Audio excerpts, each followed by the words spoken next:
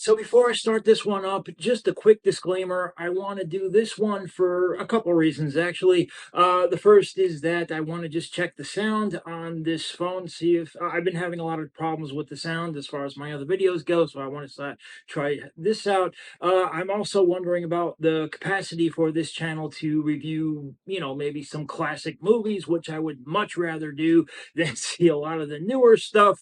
So I'm trying to do that. I'm picking Cutter's Way because it's the last movie that I reviewed for a retrospective site that I write for, and also it gives me a chance to wear this the dude shirt. So let's see what Cutter's Way is all about. So Cutter's Way was a film that was both ahead of its time and not likely to get made without facing a lot of blowback. Or so it would seem, as it was pretty much dumped by its studio under a different name before critic reviews saved it from total obscurity. Today, the script would probably face a shredder pretty quickly, not because it's bad, but because it encourages people to think. The film frustrated many at the time of its release. Was it a buddy movie? Is it a mystery thriller? Is it a diatribe about soldiers just returned home from Vietnam?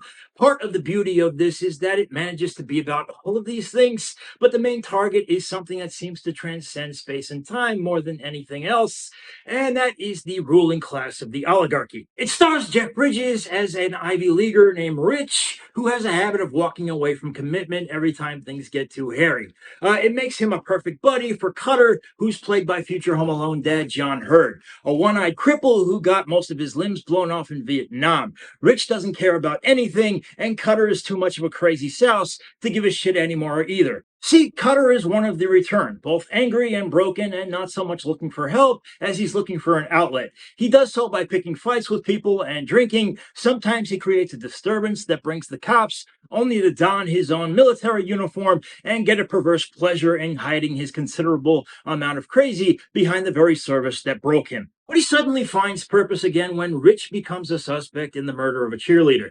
He, of course, didn't do it, but he believes that he can identify the person who did, the person who just so happens to be a rich industrialist whose money and influence has helped to shape policy, political policy, public policy before, and possibly even got us into Vietnam.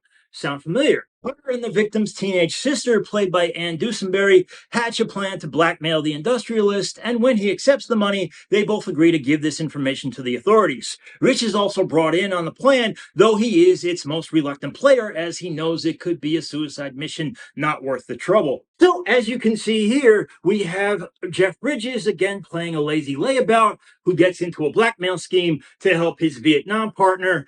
This is Lebowski before Lebowski, basically. The film is at its most fevered pitch, though, with the never been better John Hurd, who plays this scuzzy, eye patch wearing, raspy voiced outsider with a newfound determinism towards just breaking it all down.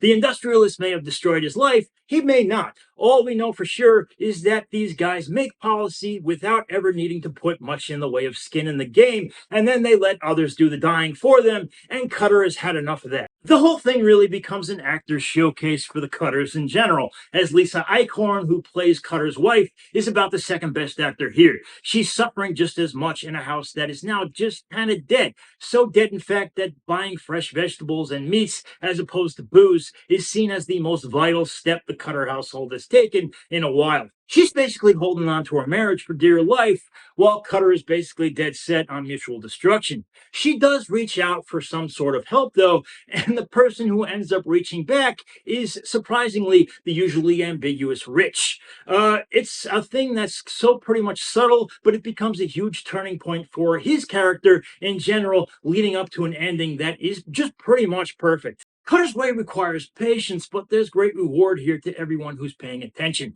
The characters here are weighing not just if they can keep on living, but if it's even worth it to keep on fighting. They are as cynical as they are tragic, and certainly more relatable now than ever as the rich continue to cut bigger and bigger pieces for themselves while the poor continue to suffer for it. It's the kind of bold, damning piece of work that, like I said, movies just can't be anymore. That's why I'm going B plus, guys. But that is my opinion. Love love to hear yours. I hope you guys enjoyed this. I really want to do a lot more of these classic movie reviews.